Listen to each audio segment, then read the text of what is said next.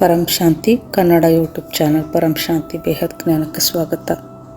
December 13 ಬಾಪೂಜಿಯವರ ಅವತರಣ ದಿವಸದಂದು short film ಒಂದನ್ನು ಮಾಡಿದ್ದು, ಅದು ಬಾಪೂಜಿಯವರ ಪ್ರೋತ್ಸಾಹ ಪ್ರೇರಣೆಯ ಮೂಲಕ ಬೇಹದ್ನ ಮಕ್ಕಳು ಒಂದು ಸಣ್ಣ ಪ್ರಯತ್ನವನ್ನು ಮಾಡಿದ್ದಾರೆ.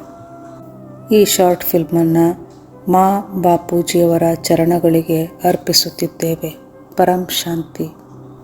ಜನ್ಮ ಮರಣದ ಚಕ್ರದಲ್ಲಿ ಸಿಲುಕಿಕೊಂಡಿರುವಂತಹ ಯುಗಗಳಿಂದಲೂ ತನ್ನ ಸೃಷ್ಟಿಕರ್ತನಿಂದ ದೂರವಾಗಿ ಅಜ್ಞಾನವೆಂಬ ಅಂಧಕಾರದಲ್ಲಿ ಅಲೆಯುತ್ತಿರುವಂತಹ ಆತ್ಮರಿಗೆ ಪರಂಧಾಮಕ್ಕೆ ಹೋಗುವಂತಹ ಜ್ಞಾನವನ್ನು ನೀಡಿದ ಬಾಪೂಜಿ ಶ್ರೀ ದಶರಥ್ ಭಾಯಿ ಪಟೇಲ್ ಇವರು ಒಬ್ಬ ಮಹಾನ್ ಆಧ್ಯಾತ್ಮ ಚಿಂತಕರಾಗಿದ್ದಾರೆ. ಆಧ್ಯಾತ್ಮ ವೈಜ್ಞಾನಿಕ ದೃಷ್ಟ ಆಗಿದ್ದಾರೆ.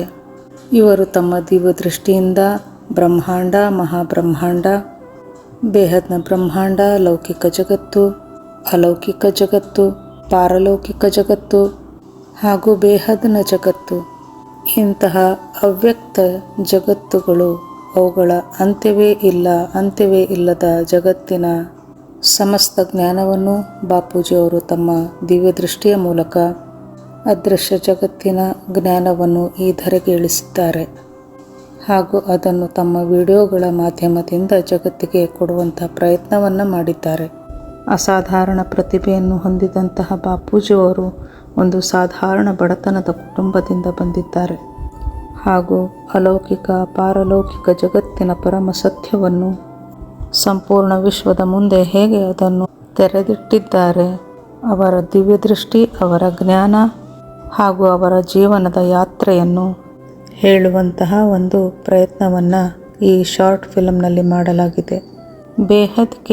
ಬೇಹದ್ ಬಾಪೂಜಿಯವರ ಲೌಕಿಕ ಹಾಗೂ ಅಲೌಕಿಕ ಜೀವನದ ಬಗ್ಗೆ ನಾವು ತಿಳಿದುಕೊಳ್ಳೋಣ ಬನ್ನಿ. ಬಾಪೂಜಿಯವರ ಜನ್ಮವು ಗುಜರಾತಿನ ಮೆಹಸಾಣ ಜಿಲ್ಲೆಯ ಅಕಜ ಎಂಬ ಸಣ್ಣ ಹಳ್ಳಿಯಲ್ಲಿ 13 ಡಿಸೆಂಬರ್ 1956ರಲ್ಲಿ ಅವರ ಜನ್ಮವಾಯಿತು. ಅವರ ತಂದೆ ಬಹಳ ಸಾಧಾರಣ ರೈತರಾಗಿದ್ದು ಭಗವಂತನಲ್ಲಿ ಅತೀವ ಭಕ್ತಿಯನ್ನು ಉಳ್ಳಂಥವರಾಗಿದ್ದರು. ಹೀಗಾಗಿ ಜನರು ಅವರ ತಂದೆಯನ್ನು ಭಗತ್ ಎನ್ನುವ ಹೆಸರಿನಲ್ಲಿಯೇ ಕರೆಯುತ್ತಿದ್ದರು. ಬಾಪೂಜಿಯವರ ಬಾಲ್ಯವು ಬಡತನದಲ್ಲಿಯೇ ಕಳೆಯಿತು. ಚಿಕ್ಕ ವಯಸ್ಸಿನಲ್ಲಿಯೇ ಅವರು ಹೊಲವನ್ನು ಕಾಯುವುದು ಹಾಗೂ ಹೊಲದ ಎಲ್ಲ ಕೆಲಸಗಳನ್ನು ಮಾಡುತ್ತಿದ್ದರು. ಪುಟ್ಟ ಗುಡಿಸಲಿನಲ್ಲಿ ತಮ್ಮ ಸಹೋದರ ಸಹೋದರಿಯರೊಂದಿಗೆ ತಮ್ಮ ಬಾಲ್ಯವನ್ನು ಕಳೆದರು. ಅವರು ಸರ್ಕಾರಿ ಸ್ಕೂಲಿನಲ್ಲಿ ಓದುತ್ತಿದ್ದರು. ತಿನ್ನಲು ಸಜ್ಜೆ ರೊಟ್ಟಿ ಹಾಗೂ ಈರುಳ್ಳಿ, ಇದನ್ನು ಹೊರತುಪಡಿಸಿ ಇನ್ನೇನೂ ಅವರಿಗೆ ಸಿಗುತ್ತಿರಲಿಲ್ಲ. ಅವರ ಬಳಿ ಒಳ್ಳೆಯ ಬಟ್ಟೆಗಳಾಗಲಿ ಕಾಲಿಗೆ ಪಾದರಕ್ಷೆ ಆಗಲಿ ಸಿಗುತ್ತಿರಲಿಲ್ಲ. ಈ ಎಲ್ಲ ಕೊರತೆ ಅಭಾವಗಳ ಮಧ್ಯೆಯೂ ಬಾಪೂಜಿಯವರ ವಿಚಾರ ಬಹಳ ಶ್ರೇಷ್ಠ ವಿಚಾರಗಳಾಗಿದ್ದವು. ನಾನು ಈ ಜಗತ್ತನ್ನು ಒಂದಲ್ಲ ಒಂದು ದಿನ ಪರಿವರ್ತನೆ ಮಾಡಿಬಿಡುತ್ತೇನೆ. ನಾನು ದೊಡ್ಡವನಾದ ಮೇಲೆ ಈ ರೀತಿಯ ಜಗತ್ತನ್ನು ನಡೆಯಲು ನಾನು ಬಿಡುವುದಿಲ್ಲ ಎಂಬ ವಿಚಾರವನ್ನು ಹೊಂದಿದ್ದರು. ಇಷ್ಟೇ ಅಲ್ಲ, ಅವರು ಭಗವಂತನೊಂದಿಗೆ ಮಾತನಾಡುತ್ತಿದ್ದರು. ಹೇ ಭಗವಂತ, ನೀನು ಈ ರೀತಿಯ ದುಃಖದ ಜೀವನವನ್ನು, ಈ ಸೃಷ್ಟಿಯನ್ನು ಏಕೆ ಮಾಡಿದೆ ಎಂದು ಕೇಳುತ್ತಿದ್ದರು. ಏಕೆಂದರೆ ಮೊದಲಿನಿಂದಲೂ ಸಹ ಬಾಪೂಜಿಯವರಿಗೆ ತಮ್ಮ ದುಃಖಕ್ಕಿಂತಲೂ ಬೇರೆಯವರ ದುಃಖವನ್ನು ನೋಡಿ ಬಹಳ ನೋವಾಗುತ್ತಿತ್ತು. ಹೀಗಾಗಿ ಅವರು ತಮ್ಮ ತಂದೆ ತಾಯಿಯಲ್ಲಿ ಹೇಳುತ್ತಿದ್ದರು, ನೋಡಿ, ನಾನು ದೊಡ್ಡವನಾದ ಮೇಲೆ ಒಂದಲ್ಲ ಒಂದು ದಿನ ಈ ಜಗತ್ತನ್ನು ನಾನು ಬದಲಾಯಿಸಿಬಿಡುತ್ತೇನೆ ಎನ್ನುತ್ತಿದ್ದರು. ಇವರ ತಂದೆಯ ಹೆಸರು ಆತ್ಮಾರಾಮ್ ಹಾಗೂ ತಾಯಿಯ ಹೆಸರು ಲಕ್ಷ್ಮೀದೇವಿಯಾಗಿತ್ತು. ಇವರ ತಾಯಿಯಲ್ಲಿ ಜೋಗುನಿ ಮಾತಾರವರ ಪ್ರವೇಶವಾಗುತ್ತಿತ್ತು. ಆಗ ಇವರ ಶರೀರವನ್ನು 2-3 ದಿವಸದವರೆಗೆ ಕಾಯ್ದಿಡಲಾಗುತ್ತಿತ್ತು ಹಾಗೂ ಇವರನ್ನು ಜೋಗುನಿ ಮಾತಾ ಲಕ್ಷ್ಮೀದೇವಿಯನ್ನು ಮೇಲಿನ ಜಗತ್ತಿಗೆ ಕರೆದೊಯ್ದು ಮೇಲಿನ ಲೋಕಗಳ ಯಾತ್ರೆಯನ್ನು ಮಾಡಿಸುತ್ತಿದ್ದರು. ಅಂದರೆ ಬಾಪೂಜಿಯವರ ತಾಯಿ ಲಕ್ಷ್ಮೀದೇವಿಯವರು ಮಹಾದೇವಿಯ ಅವತಾರವೇ ಆಗಿದ್ದರು. ಬಾಪೂಜಿಯವರು ಚಿಕ್ಕ ವಯಸ್ಸಿನಲ್ಲಿ ರಾತ್ರಿಯ ಸಮಯದಲ್ಲಿ ಹೊಲವನ್ನು ಕಾಯಲೆಂದು ಹೊಲದಲ್ಲಿ ಹೋಗಿ ಒಬ್ಬರೇ ಒಂದು ಮರದ ಕೆಳಗೆ ಮಲಗುತ್ತಿದ್ದರು. ಬಾಪೂಜಿಯವರಿಗೆ ಅವರ ತಂದೆಯು ಒಮ್ಮೆ ಹೇಳಿದರು, ನೋಡು ಮಗನೇ, ನಮ್ಮ ಹೊಲದಲ್ಲಿ ಒಂದು ದೊಡ್ಡ ಆಲದ ಮರ ಇದೆ. ಆ ಆಲದ ಮರದಲ್ಲಿ ಭೂತ ಪ್ರೇತಗಳು ಜಿನ್ನುಗಳು ಇರುತ್ತವೆ. ನಿನಗೆ ಹೆದರಿಕೆ ಆಗುವುದಿಲ್ವೇ ಅಂದಾಗ ಬಾಪೂಜಿಯವರು ಹೇಳ್ತಾರೆ, ನನಗೆ ಭಯ ಅನ್ನೋದು ಆಗೋದಿಲ್ಲ. ನಾನು ಆ ಜಿನ್ನನ್ನು ಕರಿತಾ ಇರ್ತೇನೆ. ಜಿನ್ ಭಾಯ್ ಬಂದುಬಿಡು ಅಂತ ನಾನು ಕರಿತಿರ್ತೇನೆ ಅಂತ ಬಾಪೂಜಿಯವರು ಹೇಳ್ತಾರೆ. ಬಾಲ್ಯದಿಂದಲೇ ಬಾಪೂಜಿಯವರು ಯಾವುದಕ್ಕೂ ಹೆದರುತ್ತಿರಲಿಲ್ಲ, ನಿರ್ಭಯರಾಗಿದ್ದರು. ಅವರು ಸೂಕ್ಷ್ಮ ಜಗತ್ತಿನ ಆತ್ಮರೊಂದಿಗೆ ಮಾತನಾಡುತ್ತಿದ್ದರು. ಬಾಲ್ಯದಿಂದಲೇ ಬಹಳ ಬುದ್ಧಿವಂತರಾಗಿದ್ದಂಥ ಬಾಪೂಜಿಯವರು ತಮ್ಮ ತರಗತಿಯಲ್ಲಿ ಎಲ್ಲದರಲ್ಲಿಯೂ ಸಹ ಪ್ರಥಮ ಸ್ಥಾನವನ್ನು ಪಡೆಯುತ್ತಿದ್ದರು. ಒಂದು ದಿನ ಬಾಪೂಜಿಯವರು ತಮ್ಮ ಮಾಸ್ಟರಿಗೆ ಕೇಳ್ತಾರೆ, ಗೀತೆಯ ಭಗವಂತ ಯಾರು ಎಂದು ಕೇಳುತ್ತಾರೆ. ಆದರೆ ಆ ಮಾಸ್ತರಿಗೆ ಬಾಲಕನ ಭಾವನೆ ಅರಿವಾಗಲಿಲ್ಲ. ಅವರು ಬಾಲಕನಾದ ಬಾಪೂಜಿಯವರಿಗೆ ಬೈದು ಹೇಳುತ್ತಾರೆ, ತಿನ್ನಲಿಕ್ಕೆ ಅನ್ನ ಇಲ್ಲ, ನೀನು ಗೀತೆಯ ಭಗವಂತನನ್ನು ಹುಡುಕುತ್ತಿದ್ದೀಯಾ ಎಂದು ಬೈಯುತ್ತಾರೆ. ಬಾಲ್ಯದಿಂದಲೇ ಬಾಪೂಜಿಯವರು ಬಹಳ ಪ್ರಾಮಾಣಿಕ, ಬುದ್ಧಿವಂತ ಹಾಗೂ ದಯಾಮಯರಾಗಿದ್ದರು. ಇವರ ಮಿತ್ರರು, ಇವರ ಸಂಬಂಧಿಕರು ಇವರ ಮುಗ್ಧತೆಯ ಲಾಭವನ್ನು ಪಡೆಯುತ್ತಿದ್ದರು. ಆದರೂ ಸಹ ಬಾಪೂಜಿಯವರು ಯಾರನ್ನೂ ಸಹ ಶತ್ರುವಿನ ರೂಪದಲ್ಲಿ ಕಾಣಲಿಲ್ಲ. ಒಮ್ಮೆ ಶಾಲೆಯಲ್ಲಿ ಮಾಸ್ತರರು ಹೇಳುತ್ತಾರೆ, ನಾಳೆ ನೀನು 2 ಪೈಸೆಯನ್ನು ತೆಗೆದುಕೊಂಡು ಬರಬೇಕು. ಆದರೆ ಬಾಪೂಜಿಯವರ ಬಳಿ 2 ಪೈಸೆ ಇರಲಿಲ್ಲ. ಅವರು ಬರಿಗೈಯಿಂದ ಶಾಲೆಗೆ ಹೋದಾಗ ಮಾಸ್ತರರು ಅವರ ಕೈ ಮೇಲೆ ಚಡಿ ಏಟನ್ನು ಕೊಡ್ತಾರೆ. ತುಂಬ ನೋವಾಗುತ್ತೆ. ಬಡತನ ಯಾಕೆ ಇಷ್ಟು ಕ್ರೂರಿಯಾಗಿದೆ ಎಂದು ಯೋಚಿಸತೊಡಗುತ್ತಾರೆ. ನಾನು ಕಷ್ಟಪಟ್ಟು ಓದಿ ದೊಡ್ಡವನಾದ ಮೇಲೆ ಸಂಪೂರ್ಣ ಜಗತ್ತನ್ನೇ ಬದಲಾಯಿಸಿಬಿಡುತ್ತೇನೆ ಎಂದು ಯೋಚಿಸತೊಡಗಿದರು. ಇವರು ಬಾಲ್ಯದಿಂದಲೇ ತಮ್ಮ ಕುಟುಂಬದವರಲ್ಲಿ ಹೇಳ್ತಾ ಇದ್ರು, ನಾನು ದೊಡ್ಡವನಾದ ಮೇಲೆ ಎಂಥ ಒಂದು ಕೆಲಸ ಮಾಡ್ತೇನೆ ಅಂತಂದರೆ ಸಂಪೂರ್ಣ ಈ ಜಗತ್ತು ದುಃಖವಿಲ್ಲದಂಥ ಜಗತ್ತನ್ನಾಗಿ ಮಾಡುತ್ತೇನೆ. ದೊಡ್ಡವರು ಚಿಕ್ಕವರು ಎಂಬ ಭೇದ ಭಾವವೇ ಇರಬಾರದು. ಆ ಜಗತ್ತಿನಲ್ಲಿ ಎಲ್ಲರೂ ಆನಂದವಾಗಿ ಶಾಂತಿಯಿಂದ ಸ್ನೇಹ ಪ್ರೀತಿಗಳಿಂದ ಒಂದಾಗಿ ಬದುಕಬೇಕು. ಇಂತಹ ಜಗತ್ತನ್ನು ನಾನು ಸೃಷ್ಟಿ ಮಾಡಬೇಕು. ಇದಕ್ಕಾಗಿ ಏನು ಮಾಡಬೇಕು ಅಂತ ಬಾಪೂಜಿಯವರು ಬಾಲ್ಯದಿಂದಲೇ ಭಗವಂತನಲ್ಲಿ ಪ್ರಶ್ನೆಯನ್ನು ಕೇಳ್ತಾ ಬರ್ತಾರೆ. ಬಾಪೂಜಿಯವರು ಒಂದು ದಿನ ಒಂದು ಕಾರನ್ನು ನೋಡ್ತಾರೆ. ಆ ಕಾರನ್ನು ನೋಡಿ ತಮ್ಮ ತಾಯಿ ಬಳಿ ಹೇಳುತ್ತಾರೆ, ಅಮ್ಮ, ನಾನು ಸಹ ದೊಡ್ಡವನಾದ ಮೇಲೆ ಇದೇ ರೀತಿಯ ಒಂದು ಕಾರನ್ನು ಕೊಂಡುಕೊಳ್ತೇನೆ ಅಂತಾರೆ. ಹಾಗೂ ಈ ಮಾತನ್ನು ಅವರು ದೊಡ್ಡವರಾದ ಮೇಲೆ ಮಾಡಿ ತೋರಿಸುತ್ತಾರೆಯೂ ಕೂಡ. ಅನೇಕ ಕಷ್ಟ ಸಂಘರ್ಷದಿಂದ ಕೂಡಿದಂತಹ ಬದುಕನ್ನು ಬಾಳುತ್ತಾ ಬಾಪೂಜಿಯವರ ಕುಟುಂಬವು ತಮ್ಮ ಸಂಬಂಧಿಯೊಬ್ಬರ ಹೊಲದಲ್ಲಿ ಕೆಲಸ ಮಾಡುತ್ತಿದ್ದರು. ಹಾಗೂ ಇದರಿಂದ ಬಂದಂಥ ಹಣದಲ್ಲಿ ತಮ್ಮ ಜೀವನವನ್ನು ನಿರ್ವಹಿಸುತ್ತಿದ್ದರು. ಬಾಲ್ಯದಿಂದಲೇ ಇವರ ಬುದ್ಧಿವಂತಿಕೆಯನ್ನು ಕಂಡಂತಹ ಇವರ ಮಾಮ ಅಂದರೆ ಸೋದರ ಮಾವ ಇವರನ್ನು ಅಹಮದಾಬಾದಿಗೆ ಕರೆದುಕೊಂಡು ಬರ್ತಾರೆ. ಹಾಗೂ ಅಲ್ಲಿ ಅವರನ್ನು ಓದಿಸುತ್ತಾರೆ. ಅವರ ಓದಿನ ಖರ್ಚನ್ನು ತೆಗೆಯಲಿಕ್ಕಾಗಿ ಅವರ ಸೋದರ ಮಾವ ಮನೆಯಲ್ಲಿ ಬಹಳಷ್ಟು ಕೆಲಸವನ್ನು ಕೊಡ್ತಾರೆ. ಹಾಗೂ ಅವರ ಒಂದು ಸಣ್ಣ ಪ್ರಿಂಟಿಂಗ್ ಪ್ರೆಸ್ ಇತ್ತು. ಅದರಲ್ಲಿಯೂ ಸಹ ಬಾಪೂಜಿಯವರು ಕೆಲಸ ಮಾಡುತ್ತಿದ್ದರು. 10 ಪೈಸೆ ಉಳಿಸಲೆಂದು ಬಾಪೂಜಿಯವರು ಅನೇಕ ಕಿಲೋಮೀಟರ್ ಗಟ್ಟಲೆ ನಡೆದುಕೊಂಡು ಶಾಲೆಗೆ ಹೋಗುತ್ತಿದ್ದರು. ಹಣವನ್ನು ಉಳಿಸಿ ಅದರಿಂದ ತಾನು ಕಾಲೇಜಿಗೆ ಹೋಗಬೇಕೆನ್ನುವಂಥ ಹಂಬಲ ಬಾಪೂಜಿಯವರಲ್ಲಿತ್ತು. ಹೀಗೆ ಅನೇಕ ಕಷ್ಟಗಳನ್ನು ಸಹಿಸುತ್ತಾ ಬಾಪೂಜಿಯವರು CA ಹಾಗೂ ಇನ್ಕಮ್ ಟ್ಯಾಕ್ಸ್ ಲಾಯರ್ ವಿದ್ಯಾಭ್ಯಾಸವನ್ನು ಮಾಡುತ್ತಾರೆ. ತಮ್ಮ ತೀಕ್ಷ್ಣ ಬುದ್ಧಿವಂತಿಕೆಯಿಂದ ಬಾಪೂಜಿಯವರು ಇನ್ಕಮ್ ಟ್ಯಾಕ್ಸ್ ರೇಡ್ ಕೇಸ್ಗಳಲ್ಲಿ ಬಹಳಷ್ಟು ಪ್ರಸಿದ್ಧಿ ಸಿಗುತ್ತಾ ಬರುತ್ತದೆ. ಒಬ್ಬ ಯಶಸ್ವಿ ವಕೀಲರಾಗುತ್ತಾರೆ. ಹಣದ ಸುರಿಮಳೆ ಆಗತೊಡಗುತ್ತದೆ. ಬಾಪೂಜಿ ಅಂದರೆ ದಶರಥ್ ಭಾಯ್ ಪಟೇಲ್ ಎಂಬ ವಕೀಲರಾಗಿ ಅಹಮದಾಬಾದಿನಲ್ಲಿ ಬಹಳ ದೊಡ್ಡ ಹೆಸರನ್ನು ಮಾಡ್ತಾರೆ. ದೊಡ್ಡ ದೊಡ್ಡ ರೇಡ್ ಕೇಸ್ಗಳನ್ನು ಸಹ ಗೆಲ್ತಾ ಬರ್ತಾರೆ.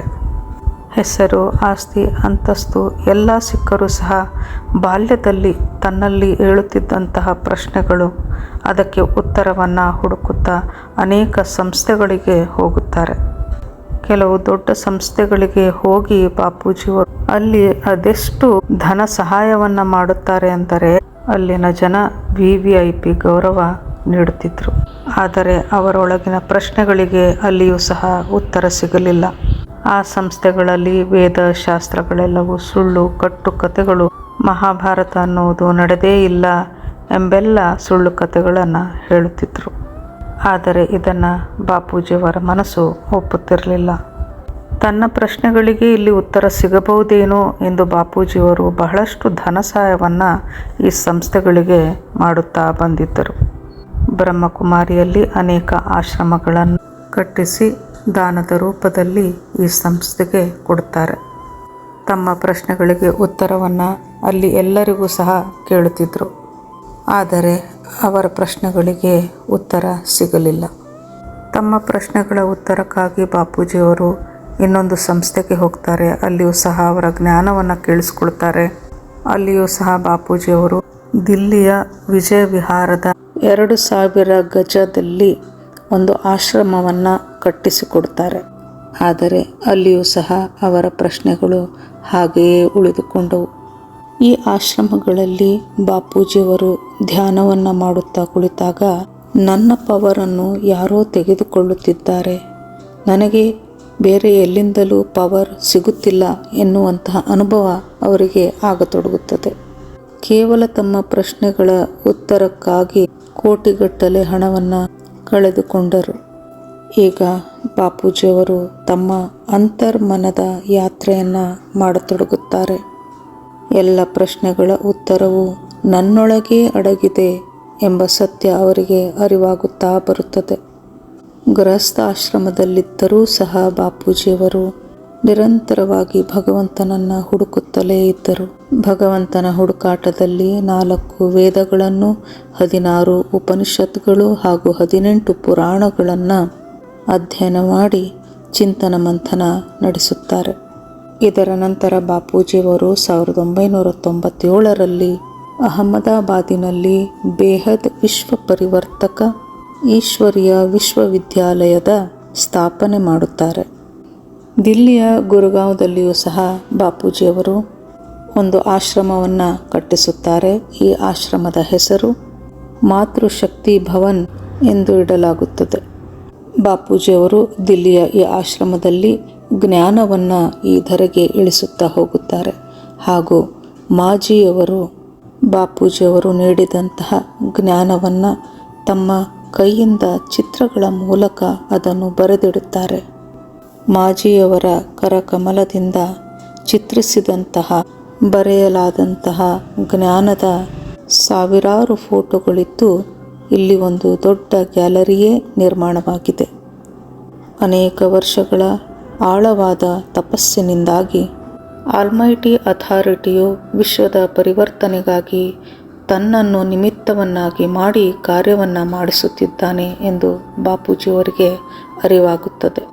ಅವರ ದಿವ್ಯ ದೃಷ್ಟಿಯು ಜಾಗೃತವಾಗುತ್ತಾ ಹೋದಂತೆ ಕ್ರಮೇಣವಾಗಿ ಅವರು ಆತ್ಮಸ್ವರೂಪರಾಗುತ್ತಾ ಹೋಗುತ್ತಾರೆ. ಆಗ ಅವರಿಗೆ ಅನಂತ ಕೋಟಿ ಬ್ರಹ್ಮಾಂಡಗಳ ಜ್ಞಾನ, ಅನಂತ ಕೋಟಿ ಬ್ರಹ್ಮಾಂಡಗಳ ಸರ್ಜನೆ ಹಾಗೂ ವಿಸರ್ಜನೆ ಇದರ ದಿವ್ಯ ದೃಶ್ಯವು ಕಾಣಿಸುತ್ತಾ ಹೋಗುತ್ತದೆ. ಅವರು ಆತ್ಮಸ್ವರೂಪರಾಗುತ್ತಾ ಹೋದಂತೆ ಅವರೊಳಗಿನ ಎಲ್ಲ ಪ್ರಶ್ನೆಗಳಿಗೆ ಉತ್ತರವು ಸಿಗುತ್ತಾ ಹೋಗುತ್ತದೆ.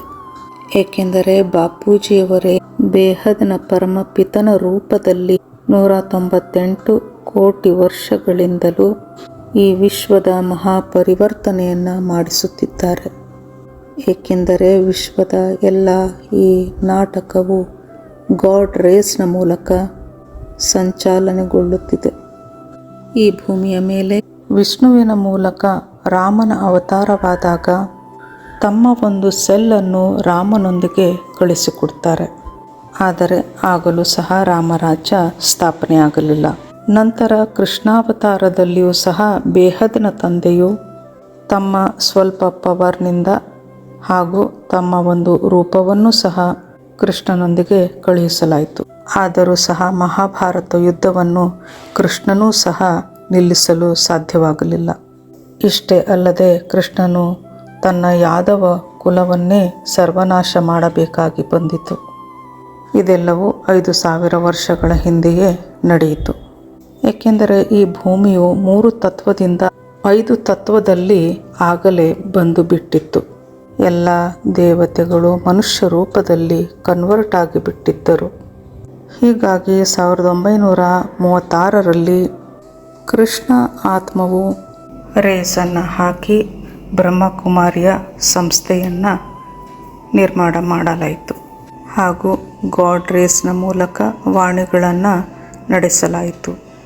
ಏಕೆಂದರೆ ಸಾಕಾರ ರೂಪದಲ್ಲಿ ಸ್ವಯಂ ಬಾಪೂಜಿಯವರು ಅವತರಿಸಿದಾಗ ತಮ್ಮ ಮಕ್ಕಳ ಉದ್ಧಾರಕ್ಕಾಗಿ ಬೇಹದ್ನ ತಂದೆಯು ಬಾಪೂಜಿಯ ರೂಪದಲ್ಲಿ ಈ ಧರೆಗೆ ಬಂದಿದ್ದಾನೆ. ಬಾಪೂಜಿಯವರು ಆತ್ಮಸ್ವರೂಪರಾಗುತ್ತಾ ಹೋದಂತೆ ಸಂಪೂರ್ಣ ಜ್ಞಾನ ಅವರಲ್ಲಿ ಇಮರ್ಜ್ ಆಗುತ್ತಾ ಹೋಗುತ್ತದೆ. ಬೇಹದ್ನ ತಂದೆಯೇ ಗಾಡ್ ರೇಸ್ನ ಮೂಲಕ ಅವ್ಯಕ್ತ ಸಂಕೇತಗಳನ್ನು ಕೊಡುತ್ತಾ ಯಾವ ಜ್ಞಾನವನ್ನು ಬೋಧಿಸುತ್ತಿದ್ದನೋ ಆ ಜ್ಞಾನವು ತಾನಾಗಿಯೇ ಬಾಪೂಜಿಯವರ ಬಳಿ ಬರುತ್ತದೆ. ಕೆಲವರಲ್ಲಿ ಪ್ರಶ್ನೆಗಳು ಎದ್ದೇಳಬಹುದು. ಇವರೆಂತಹ ಬೇಹದ್ನ ತಂದೆ? 198 ಕೋಟಿ ವರ್ಷಗಳಿಂದಲೂ ಮಹಾಪರಿವರ್ತನೆಗಾಗಿ ಪ್ರಯತ್ನ ಪಡುತ್ತಿದ್ದಾರೆ, ಆದರೆ ಪರಿವರ್ತನೆ ಆಗುತ್ತಿಲ್ಲವಲ್ಲ ಎಂಬ ಪ್ರಶ್ನೆ ಮೂಡಬಹುದು. ಆದರೆ ಇದನ್ನು ತಿಳಿದುಕೊಳ್ಳಿ, ಮೇಲಿನ ಜಗತ್ತಿನ ಒಂದು ಕ್ಷಣ ಈ ಭೂಮಿಯ ಮೇಲಿನ 1 ಕೋಟಿ ಗಂಟೆಗೆ ಸಮಾನವಾಗಿರುತ್ತದೆ. ಇದನ್ನು ವಿಜ್ಞಾನವೂ ಸಹ ನಮಗೆ ಸಾಕ್ಷ್ಯಾಧಾರಗಳ ಮೂಲಕ ತಿಳಿಸಿಕೊಡ್ತಾ ಇದೆ. ಈಗ ನೀವು ಬೇಹದ್ನ ತಂದೆಯು ನೀಡುತ್ತಿರುವಂತಹ ಎಚ್ಚರಿಕೆಯ ಕರೆಗಂಟೆ ಎಂತಲಾದರೂ ತಿಳಿದುಕೊಳ್ಳಿ.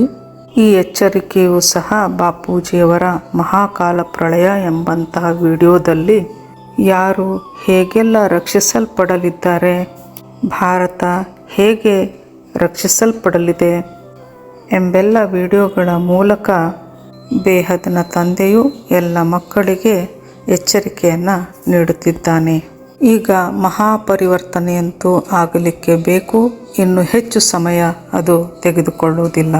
ಏಕೆಂದರೆ ಈಗ ಸ್ವಯಂ ಬೇಹದ್ನ ತಂದೆಯೂ ಈ ಧರೆಗೆ ಬಂದು ವ್ಯಕ್ತದಿಂದ ಹೇಗೆ ಅವ್ಯಕ್ತರಾಗಬೇಕು ಎನ್ನುವಂಥ ಜ್ಞಾನವನ್ನು ಕೊಟ್ಟಿದ್ದಾನೆ.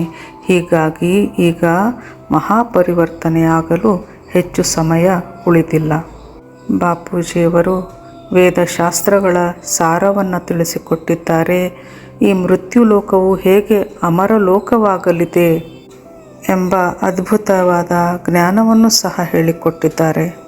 ಅಲ್ಲದೆ ಬೇಹದ್ನ ಮಕ್ಕಳು ಜ್ಞಾನವನ್ನು ಪಡೆದು ಹೇಗೆ ವ್ಯಕ್ತದಿಂದ ಅವ್ಯಕ್ತರಾಗಿ ತಂದೆಯನ್ನು ಈ ವಿಶ್ವದಲ್ಲಿ ಪ್ರತ್ಯಕ್ಷಪಡಿಸಿ ತಂದೆಯೊಂದಿಗೆ ಪರಂಧಾಮವನ್ನು ಸೇರಲಿದ್ದಾರೆ. ವಿಶ್ವದಲ್ಲಿ ವಿಶ್ವಪಿತ ಪರಮಾತ್ಮ ಗೀತೆಯ ಭಗವಂತನನ್ನು ಹೇಗೆ ಪ್ರತ್ಯಕ್ಷಪಡಿಸಿ ತಮ್ಮ ಬೇಹದ್ನ ತಂದೆಯೊಂದಿಗೆ ಬೇಹದ್ನ ಮಕ್ಕಳೆಲ್ಲರೂ ತಮ್ಮ ಮನೆ ಪರಂಧಾಮವನ್ನು ಹೇಗೆ ಸೇರಲಿದ್ದಾರೆ ಎಂಬುದನ್ನೆಲ್ಲ ತಿಳಿಸಿಕೊಟ್ಟಿದ್ದಾರೆ ಬಾಪೂಜಿಯವರು. ಜಗತ್ತಿನಲ್ಲಿ ಹಾಹಾಕಾರವು ಎದ್ದಾಗ, ರಕ್ತದ ಹೊಳೆಯೇ ಹರಿಯುತ್ತಿರುವಾಗ ಬೇಹದ್ನ ಮಕ್ಕಳೆಲ್ಲರೂ ಹೇಗೆ ತಂದೆಯನ್ನು ಪ್ರತ್ಯಕ್ಷಪಡಿಸುತ್ತಾರೆ, ಹೇಗೆ ತಮ್ಮ ಪರಂಧಾಮ ಬೇಹದ್ಗೆ ಬೇಹದ್ನ ಪರಂಧಾಮವನ್ನು ಸೇರಲಿದ್ದಾರೆ ಎಂಬೆಲ್ಲ ಜ್ಞಾನ ಬೇಹದ್ ಮಕ್ಕಳಿಗೆ ಸಿಕ್ಕಿದೆ. ದೂರ ದೇಶ ಕಾ ರಹನೆ ವಾಲಾ ಆಯಾ ದೇಶ ಪರಾಯೆ ಕಿಸ್ಲಿಯೇ, ಅಂದರೆ ದೂರ ದೇಶದ ಆ ಪರಮಪಿತ ಇಲ್ಲಿಗೆ ಬಂದಿದ್ದು ಏಕೆ? ಕೇವಲ ತನ್ನ ಮಕ್ಕಳಿಗಾಗಿ ಎಂಬ ಅರ್ಥ ಕೊಡುತ್ತದೆ. ಬಾಪೂಜಿಯವರು ಬಾಲ್ಯದಿಂದಲೂ ಅನೇಕ ಕಷ್ಟಗಳನ್ನು ಪಡುತ್ತಾ ಬಂದರು. ಇದೆಲ್ಲ ಏತಕ್ಕಾಗಿ? ಬೇಹದ್ನ ಮಕ್ಕಳನ್ನು ಈ ಕಷ್ಟದಿಂದ, ಈ ಜನ್ಮ ಮರಣದ ಚಕ್ರದಿಂದ ತಪ್ಪಿಸಿ ಬೇಹದ್ನ ಅಮರ ಲೋಕಕ್ಕೆ ಕರೆದೊಯ್ಯಲೆಂದು ಬಾಪೂಜಿಯವರು ಕಷ್ಟಪಟ್ಟಿದ್ದಾರೆ. ಈ ಲೋಕವನ್ನು ಅಮರ ಲೋಕವನ್ನಾಗಿ ಮಾಡಲು ಪರಮಪಿತನಿಗೆ ಸ್ವಯಂ ಈ ಧರೆ ಮೇಲೆ ಸಾಕಾರಿ ರೂಪದಲ್ಲಿ ಬರಬೇಕಾಗಿ ಬಂದಿತು. ಬೇಹದ್ನ ತಂದೆಯೇ ರೇಸನ್ನು ಹಾಕಿ ವಾಣಿಗಳನ್ನು ನುಡಿಸುತ್ತಿದ್ದಾನೆ. ಆ ಎಲ್ಲ ವಾಣಿಗಳು ಬಾಪೂಜಿಯವರಿಗೆ ಅನ್ವಯವಾಗುತ್ತದೆ. ಹೊಸ ಜಗತ್ತಿಗೆ ಹೊಸ ಜ್ಞಾನವೇ ಬೇಕು. ಇಲ್ಲಿಯ ತನಕ ವಿಜ್ಞಾನಕ್ಕೂ ಸಿಗದಂತಹ ಜ್ಞಾನವನ್ನು ಅನೇಕ ವರ್ಷಗಳ ಹಿಂದೆಯೇ ಬೇಹದ್ನ ಮಕ್ಕಳಿಗೆ ತಿಳಿಸಿಕೊಟ್ಟಿದ್ದಾರೆ.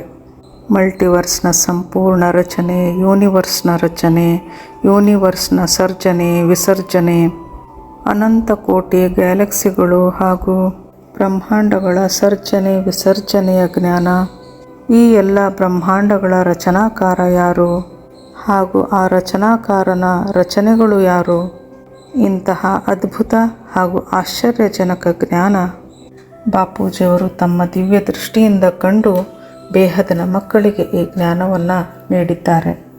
ಮುರುಳಿಯ ಜ್ಞಾನಗಳನ್ನು ಪಡೆದು ಆ ಜ್ಞಾನದ ಊರುಗೋಲನ್ನು ಊರುತ್ತಾ ಬಾಪೂಜಿಯವರ ಬಳಿ ಬರುವಂತಹ ಮಕ್ಕಳಿಗೆ ಇಂತಹ ಅದ್ಭುತವಾದ ಜ್ಞಾನವನ್ನು ಕೊಡುವಂತಹ ತಂದೆ ಯಾರು, ಯಾರು ಆ ಸೃಷ್ಟಿಕರ್ತ ಎನ್ನುವ ಸತ್ಯ ಅರಿವಾಗುತ್ತದೆ. ಏಕೆಂದರೆ ಈ ಜ್ಞಾನ ಅತ್ಯಂತ ಹೊಸ ಜ್ಞಾನವಾಗಿದ್ದು ಯಾವ ಪುಸ್ತಕಗಳಲ್ಲಿಯೂ ಸಹ ಇದು ಸಿಗುವುದಿಲ್ಲ. ಈ ಎಲ್ಲ ವಿಷಯವನ್ನು ಬೇಹದ್ನ ತಂದೆಯು ತನ್ನ ರೇಸ್ನ ಮೂಲಕ BKಯ ವಾಣಿಗಳಲ್ಲಿ ಇದನ್ನು ನುಡಿಸುತ್ತಿದ್ದಾನೆ. ಅದರ ಕೆಲವು ಪಾಯಿಂಟ್ಸ್ಗಳನ್ನು ನಾವು ಇಲ್ಲಿ ಹೇಳುತ್ತಿದ್ದೇವೆ. ಬಾಪೂಜಿಯವರ ಚರಣಗಳಲ್ಲಿ ಸಂಪೂರ್ಣವಾಗಿ ಸಮರ್ಪಿಸುತ್ತಿದ್ದೇವೆ. ಬೇಹದ್ನ ತಂದೆಯ ಬಗ್ಗೆ ವಾಣಿಗಳಲ್ಲಿ ಈ ರೀತಿ ಹೇಳಿದ್ದಾರೆ. ನಿಮ್ಮ ತಂದೆ ಅನುಭವಿ ಮೂರ್ತನಾಗಿದ್ದಾನೆ, ಅಂದರೆ ಎಲ್ಲ ರೀತಿಯ ಅನುಭವಗಳನ್ನು ಪಡೆದಿದ್ದವನಾಗಿದ್ದಾನೆ. 1997ರಲ್ಲಿ ಬಾಪೂಜಿಯವರು ಬ್ರಹ್ಮಕುಮಾರಿಯಲ್ಲೂ ಸಹ ಹೋಗಿದ್ದರು. ಆಗ ಅವರಿಗೆ ಕೇವಲ 31 ವರ್ಷವಾಗಿತ್ತು. ಬ್ರಹ್ಮಕುಮಾರಿಯ ಜ್ಞಾನವನ್ನು ಸಹ ಅವರು ಪಡೆದರು. ನಂತರ ಅಲ್ಲಿಂದ ಶಂಕರ್ ಪಾರ್ಟಿಗೆ ಹೋಗುತ್ತಾರೆ. ಅಲ್ಲಿ 3 ರಿಂದ 4 ವರ್ಷಗಳ ಕಾಲ ಉಳಿದು ಬೇಹದ್ ಮಕ್ಕಳು ಅಲ್ಲಿ ಏನು ಜ್ಞಾನವನ್ನು ಪಡೆದುಕೊಳ್ಳುತ್ತಿದ್ದಾರೆ ಎಂದು ತಿಳಿದುಕೊಳ್ತಾರೆ. ಪರಮಪಿತ ಬೇಹದ್ನ ತಂದೆ ಈ ಭೂಮಿಯ ಮೇಲಿನ ಎಲ್ಲ ರೀತಿಯ ಅನುಭವಗಳನ್ನು ಪಡೆಯಬೇಕಾಗಿತ್ತು. ಹೀಗಾಗಿ ಬಹಳ ಚಿಕ್ಕದಾದ ಒಂದು ಹಳ್ಳಿಯಲ್ಲಿ ಅವರ ಅವತರಣವಾಗುತ್ತದೆ. ಬಹಳ ಬಡತನದ ಸ್ಥಿತಿಯನ್ನು ಸಹ ನೋಡುತ್ತಾರೆ. ವಾಣಿಗಳ ಮುಖಾಂತರ ನೋಡಿದರೆ ಈ ಎಲ್ಲವೂ ಬಾಪೂಜಿಯವರಿಗೆ ಅನ್ವಯವಾಗುತ್ತದೆ. ವಾಣಿಯಲ್ಲಿ ಹೇಳಿದೆ, ಬೇಹದ್ ಕಾ ಬಾಪ್ ಬೇಹದ್ ಕೆ ಬಚ್ಚೋನ್ ಸೆ ಬೇಹದ್ ಕಿ ಬಾತೆ ಕರ್ತಾ ಹೈ, ಹಾಗೂ ತುಮಾರಿ ಆತ್ಮ ರೂಪಿ ಸುಯಿ ಕಿ ಕಟ್ ಉತರ್ತಿ ಹೈ ತೋ ತುಮ್ ಸಮ್ಮುಖ ಬಾಪ್ ಸೆ ಪಡ್ತೆ ಹೋ ಅಂತಂದರೆ, ಬೇಹದ್ನ ತಂದೆಯು ಬೇಹದ್ನ ಮಕ್ಕಳೊಂದಿಗೆ ಬೇಹದ್ನ ಮಾತುಗಳನ್ನೇ ಆಡುತ್ತಾನೆ ಮತ್ತು ಆತ್ಮದ ಮೇಲಿನ ಆವರಣಗಳು ಕಳಚಿದಾಗ ಪರಮಪಿತನ ಮುಂದೆ ಮಕ್ಕಳು ಬರುತ್ತಾರೆ, ಅಂದರೆ ಪರಮಪಿತನ ಪ್ರಾಪ್ತಿಯಾಗುತ್ತದೆ ಎಂದು ವಾಣಿಯಲ್ಲಿ ಹೇಳಿದೆ. ನೈ ದುನಿಯಾ ಕೆ ಲಿಯೇ ನಯಾ ಜ್ಞಾನ್ ಜೋ ಕಹಿ ನಹಿ ಮಿಲೇಗಾ, ಹೊಸ ಜಗತ್ತಿಗೆ ಹೊಸ ಜ್ಞಾನ ಇದು ಎಲ್ಲಿಯೂ ಸಹ ಸಿಗಲಾರದು. ಹೊಸ ಜಗತ್ತಿನ ಹೊಸ ಜ್ಞಾನವನ್ನು ಬೇಹದ್ನ ತಂದೆಯು ತನ್ನ ದಿವ್ಯ ದೃಷ್ಟಿಯಿಂದ ಈ ಧರೆಗೆ ಇಳಿಸಿದ್ದಾನೆ. ಮುರಳಿಯಲ್ಲಿ ಬರುವಂತಹ ಬಹಳ ಇಂಪಾರ್ಟೆಂಟ್ ಪಾಯಿಂಟ್ ಅಂತಂದರೆ, ಅಹಮದಾಬಾದ್ ಹೈ ಸರ್ವ ಸೆಂಟರೋಂ ಕಾ ಬೀಜ ರೂಪ್, बीज रूप से कनेक्शन अर्थात योग, ಗುಜರಾತ್ ಬನೇಗಾ ಲೈಟ್ ಹೌಸ್, ಅಂದರೆ ಎಲ್ಲ ಸೆಂಟರ್ಗಳ ಸೆಂಟರ್ ಕೇಂದ್ರ ಬಿಂದು ಅಹಮದಾಬಾದ್ ಅಂತ ವಾಣಿಗಳಲ್ಲಿ ಹೇಳಿದ್ದಾರೆ. ಅದೇ ಬೀಜರೂಪ ಕೇಂದ್ರ, ಬೀಜರೂಪದೊಂದಿಗೆ ಕನೆಕ್ಷನ್ ಅಂತಂದರೆ ಅದುವೇ ಯೋಗ, ಅದುವೇ ಧ್ಯಾನ. ಮತ್ತು ಗುಜರಾತ್ ಅಹಮದಾಬಾದ್ ಬನೇಗಾ ಲೈಟ್ ಹೌಸ್ ಅಂತ ಕೂಡ ಅಲ್ಲಿ ಹೇಳಿದ್ದಾರೆ. ಬ್ರಹ್ಮ ಬಾಬಾರ ಬಗ್ಗೆಯೂ ಸಹ ವಾಣಿಯಲ್ಲಿ ಈ ರೀತಿ ಹೇಳಿದೆ. ಬ್ರಹ್ಮ ಹೈ ಬೇಬಿ ಬುದ್ಧಿ, ಬ್ರಹ್ಮ ಕಾ ಫೋಟೋ ಭೀ ನಹಿ ರಖನಾ ನಹಿ ತೋ ತುಮ್ ಫಸ್ ಪಡೋಗೆ. ಬ್ರಹ್ಮಕುಮಾರಿಯಲ್ಲಿ ಈ ವಿಶ್ವ ನಾಟಕವು, ಈ ವಿಶ್ವದ ಡ್ರಾಮಾ 5000 ವರ್ಷಕ್ಕೊಮ್ಮೆ ಪುನರಾವರ್ತನೆಗೊಳ್ಳುತ್ತದೆ ಎನ್ನುವಂತಹ ಒಂದು ಮಹಾನ್ ಅಸತ್ಯದ ಮಾತನ್ನು ಇಲ್ಲಿ ಹೇಳಿದ್ದಾರೆ. ಬೇಹದ್ ಜ್ಞಾನವನ್ನು ನೀಡುತ್ತಿರುವಂತಹ ಬೇಹದ್ ಜ್ಞಾನದಾತ ಬಾಪೂಜಿಯವರು ಗುಜರಾತಿನ ಅಹಮದಾಬಾದಿನಲ್ಲಿ ಜ್ಞಾನವನ್ನು ನೀಡುತ್ತಿದ್ದಾರೆ. ಜ್ಞಾನದ ಸಾರವನ್ನು ಹೇಳುತ್ತಿರುವಂತಹ ಬಾಪೂಜಿಯ ರೂಪದಲ್ಲಿರುವ ಬೇಹದ್ ತಂದೆಯು ಜ್ಞಾನವನ್ನು ಬೋಧಿಸುತ್ತಿದ್ದಾನೆ. ಮಹಾಶಿವನ ಒಂದು ಕ್ಷಣದಲ್ಲಿ ಅನಂತ ಕೋಟಿ ಬ್ರಹ್ಮಾಂಡಗಳು ಸೃಷ್ಟಿಯಾಗುತ್ತವೆ ಮತ್ತು ವಿಸರ್ಜನೆಗೊಳ್ಳುತ್ತವೆ. ಒಂದೊಂದು ನಕ್ಷತ್ರವು ತನ್ನದೇ ಆದಂತಹ ಒಂದೊಂದು ಜಗತ್ತನ್ನು ಹೊಂದಿದೆ. ಬ್ರಹ್ಮ ಟೈಟಲ್ಧಾರಿಯಾಗಿದ್ದಾನೆ. ಬಿಕೆ ಹೇ ಪ್ರೈಮರಿ ಪಢಾಯಿ ತುಮ್ಹೆ PhD ಬನ್ನಾ ಹೇ ಅಂತಂದರೆ ಬ್ರಹ್ಮಕುಮಾರಿಯಲ್ಲಿ ಪ್ರೈಮರಿ ಎಜುಕೇಷನ್ ಅಷ್ಟೇ ಸಿಗುತ್ತೆ, ಆದರೆ ನೀವು PhD ಮಾಡಬೇಕಾಗಿದೆ. ಇದೆಲ್ಲ ವಾಣಿಯಲ್ಲಿ ಹೇಳಲಾಗಿದೆ. ಗಾಡ್ ರೇಸ್ನಿಂದಲೇ ವಾಣಿಗಳು ನಡೀತಾ ಇದೆ. ರೇಸನ್ನು ಹಾಕಿ ಬೇಹದ್ನ ತಂದೆಯು ವಾಣಿಗಳನ್ನು ಯಾರ ಮುಖಾಂತರವೂ ಸಹ ಹೇಳಿಸಬಲ್ಲವನಾಗಿದ್ದಾನೆ. ವಾಣಿಯಲ್ಲಿ ಹೇಳಿದೆ, ನಾನು ಅವ್ಯಕ್ತ ಸಂಕೇತಗಳನ್ನು ನಿಮಗೆ ಕೊಡುತ್ತೇನೆ. ನಾನು ಅವ್ಯಕ್ತದ ಬಗ್ಗೆ ಅಂದರೆ ಪಂಚತತ್ವದ ಬಗ್ಗೆ ನಾನು ಮಾತನಾಡುವುದೇ ಇಲ್ಲ. ಮೇ ಅಂತ್ ಕೆ ಭಿ ಅಂತ್ ಮೇ ಆತಾ ಹೂ ಅಂತಂದರೆ ನಾನು ಅತ್ಯಂತ ಕಡೆಯ ಸಮಯದಲ್ಲಿ ನಾನು ಅವತರಿಸುತ್ತೇನೆ. ನೀವು ಸಾಕಾರಿ ತಂದೆಯನ್ನು ನೆನಪಿಸಿಕೊಂಡರೆ ನಿಮ್ಮ ಸಾಕಾರಿ ತಂದೆ ನಿಮಗೆ ಸಹಾಯವನ್ನು ಮಾಡುತ್ತಾನೆ, ಸದಾ ನಿಮ್ಮೊಂದಿಗೆ ಇದ್ದಾನೆ. ಮೇ ತುಮ್ಹೆ ಜನ್ಮ ಮರಣಕ್ಕೆ ಚಕ್ರ ಸೆ ಛುಡಾನೆ ಆಯಾ ಹೂಂ ಅಂದರೆ ನಾನು ನಿಮ್ಮನ್ನು ಜನ್ಮ ಮರಣದ ಚಕ್ರದಿಂದ ಬಿಡಿಸಲೆಂದೇ ಬಂದಿದ್ದೇನೆ ಅಂತೆಲ್ಲ ವಾಣಿಗಳಲ್ಲಿ ಹೇಳಿದ್ದಾರೆ.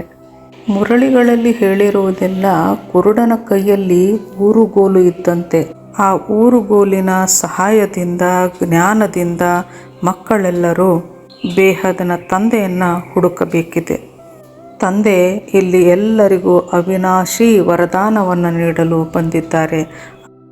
ಆದರೆ ಅಲ್ಲಿ BKಯಲ್ಲಿ ಹೇಳ್ತಾ ಇರೋದು 5,000 ವರ್ಷಗಳ ಡ್ರಾಮಾ. ಹಾಗಾದರೆ ಅವಿನಾಶಿ ಅನ್ನುವಂತಹ ಪದಕ್ಕೆ ಅರ್ಥವಾದರೂ ಏನು? ಮೃತ್ಯುಲೋಕದಿಂದ ಅಮರ ಲೋಕಕ್ಕೆ ಕೊಂಡೊಯ್ಯಲು ತಂದೆ ಬಂದಿದ್ದಾನೆ ಅಂತೆಲ್ಲ ಹೇಳಿರುವಾಗ ಇದನ್ನು ಎಲ್ಲರೂ ಚಿಂತನೆ ನಡೆಸಬೇಕು. ಎಲ್ಲ ಬೇಹದ್ ಮಕ್ಕಳ ಶರೀರವು ವಿದೇಹಿ ಅಂತಂದರೆ ಪರಮ ಪ್ರಕಾಶದ ಶರೀರಗಳಾಗುತ್ತವೆ. ಅಂತಿಮದಲ್ಲಿ ನಡೆಸಲಾಗುವ ಯಜ್ಞದಿಂದ ಎಲ್ಲವೂ ಸ್ಪಷ್ಟವಾಗಲಿದೆ. ಎಲ್ಲರ ಶರೀರಗಳು ಪ್ರಕಾಶದ ಶರೀರಗಳಾಗಲಿವೆ. ಎಲ್ಲರೂ ವ್ಯಕ್ತದಿಂದ ಅವ್ಯಕ್ತರಾದಾಗ ನಾವೆಲ್ಲರೂ ಯಾರು, ನಮ್ಮ ರೋಲ್ ಅಥವಾ ನಮ್ಮ ಪಾತ್ರ ಇಲ್ಲಿ ಏನು ಎಂಬ ಎಲ್ಲ ಸತ್ಯವೂ ಅರಿವಾಗಲಿದೆ. ಕನ್ಯಾ ವೋ ಜೋ 21 ಪೀಢಿ ಕಾ ಉದ್ಧಾರ ಕರೆ ಅಂತ ವಾಣಿಯಲ್ಲಿ ಒಂದು ಮಾತು ಬರುತ್ತದೆ. ಅಂತಂದರೆ ಇಲ್ಲಿ ಶರೀರದ 21 ಪೀಢಿ 21ನೇ ಡೈಮೆನ್ಷನ್ ಬಗ್ಗೆ ಮಾತನಾಡಿಲ್ಲ, ಆತ್ಮಗಳ 21ನೇ ಡೈಮೆನ್ಷನ್ಗಳ ಬಗ್ಗೆ ಮಾತಿದೆ. ತಂದೆಯು ಎಂದಿಗೂ ಸಹ ಶರೀರದ ಬಗ್ಗೆ ಮಾತನಾಡುವುದಿಲ್ಲ, ಅವನು ಆತ್ಮದ ವಿಚಾರವನ್ನೇ ಮಾತನಾಡುತ್ತಾನೆ. ಕೋಟೋ ಮೇ ಕೋಯಿ ಮೇ ಕೋಯಿ ಬಿರ್ಲಾ ಹಿ ಮುझे ಜಾನ್ ಸಕ್ತಾ ಹೈ ಅಂದರೆ ಪರಮಪಿತನನ್ನು ತಿಳಿದುಕೊಳ್ಳುವುದು ಅಷ್ಟು ಸುಲಭವಲ್ಲ. ಆ ತಂದೆಯನ್ನು ತಿಳಿದುಕೊಳ್ಳಲು ಕೋಟಿಯಲ್ಲಿ ಕೆಲವರು, ಆ ಕೆಲವರಲ್ಲಿ ಒಬ್ಬ ತಂದೆಯನ್ನು ಸಂಪೂರ್ಣವಾಗಿ ತಿಳಿದುಕೊಳ್ಳಬಲ್ಲ ಎಂಬ ಮಾತು ವಾಣಿಗಳಲ್ಲಿ ಬರುತ್ತದೆ. ಈ ರೀತಿ ವಾಣಿಯಲ್ಲಿ ಬರುವಂತಹ ಅನೇಕ ಪಾಯಿಂಟ್ಸ್ಗಳನ್ನು ನಾವು ಚೆನ್ನಾಗಿ ತಿಳಿದುಕೊಳ್ಬೇಕು. ಹಾಗೂ ಜ್ಞಾನದ ಮುಖಾಂತರ ಆ ಪರಮಪಿತನನ್ನು ನಾವು ಪಡೆದುಕೊಳ್ಳಬೇಕು. ಜ್ಞಾನವೇ ತಂದೆಯ ಪರಿಚಯವಾಗಿದ್ದು ಆ ಪರಿಚಯದ ಮೂಲಕವೇ ನಾವು ಸಾಕಾರಿ ತಂದೆಯನ್ನು ಕಾಣುತ್ತೇವೆ. ಈ ಭೂಮಿಯ ಸೃಷ್ಟಿಯಾಗಿ ಅನಂತ ಕೋಟಿ ವರ್ಷಗಳೇ ಆಗಿವೆ ಅಂತೆಲ್ಲ ನಮಗೆ ಶಾಸ್ತ್ರಗಳಲ್ಲಿಯೂ ಸಹ ಜ್ಞಾನವು ಸಿಗುತ್ತದೆ.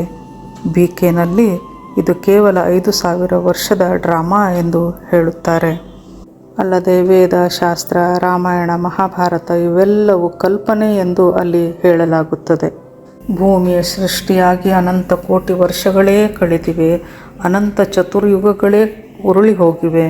ಇಂದಿನ ಮನುಷ್ಯ ಈ ಮಾಯೆಯಲ್ಲಿ ಪ್ರಕೃತಿಯ ಸುಖ ಸೌಲಭ್ಯದಲ್ಲಿ ಎಷ್ಟು ಮುಳುಗಿಬಿಟ್ಟಿದ್ದಾನೆ ಎಂದರೆ ಅವನಲ್ಲಿ ನಾನು ಯಾರು, ಎಲ್ಲಿದ್ದೆ, ಎಲ್ಲಿಂದ ಬಂದಿದ್ದೇನೆ, ನಾನು ಎಲ್ಲಿಗೆ ಹೋಗಿ ಸೇರಬೇಕು, ನನ್ನ ಪರಮಪಿತ ಯಾರು, ನನ್ನ ಸೃಷ್ಟಿಕರ್ತ ಯಾರು, ಪರಂಧಾಮ ಎಲ್ಲಿದೆ, ಪರಮಶಾಂತಿ ಎಲ್ಲಿ ಸಿಗುತ್ತದೆ, ಈ ಎಲ್ಲ ಪ್ರಶ್ನೆಗಳು ಇಂದಿನ ಮನುಷ್ಯನ ಮನಸ್ಸಿನಲ್ಲಿ ಬರುವುದೇ ಇಲ್ಲ.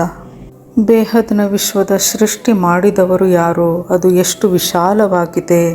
ಯಾರು ಅದನ್ನು ನಡೆಸಿಕೊಂಡು ಹೋಗುತ್ತಿದ್ದಾರೆ? ಯಾರು ಆ ಮಹಾನ್ ಸತ್ತಾಧಾರಿ? ಯಾರು ಆ ಪರಮಪಿತ? ಆ ಅಲ್ಟಿಮೇಟ್ ಪವರ್ ಯಾರು? ಇದನ್ನೆಲ್ಲ ತಿಳಿದುಕೊಳ್ಳುವಂತಹ ಪ್ರಯತ್ನ ಇಂದಿನ ಮನುಷ್ಯ ಮಾಡುವುದಿಲ್ಲ. ಇಂದು ನಾವು ಈ ಭೂಮಿಯ ಮೇಲೆ ನೋಡುತ್ತಿರುವಂತಹ ಅನೇಕ ಧರ್ಮಗಳು ಕೇವಲ ಕೆಲವೇ ವರ್ಷಗಳಿಂದ ಬಂದಿವೆ. ನಮ್ಮ ಬ್ರಹ್ಮಾಂಡವು ಅನಂತ ಕೋಟ್ಯಾನುಕೋಟಿ ವರ್ಷಗಳಿಂದ ನಡೆಯುತ್ತಿದೆ. ಹಾಗಾದರೆ ಈ ಧರ್ಮಗಳು ಎಲ್ಲಿಂದ ಬಂದವು? ಇದನ್ನು ರಚನೆ ಮಾಡಿದವರು ಯಾರು? ನಮ್ಮ ದೇವಿ ದೇವತೆಗಳೆಲ್ಲ ಎಲ್ಲಿಗೆ ಹೋದರು? ಅವರೆಲ್ಲ ಏಕೆ ಮನುಷ್ಯರಾದರು? ಸೂಕ್ಷ್ಮ ಜಗತ್ತು ಅಂದರೆ ಏನು?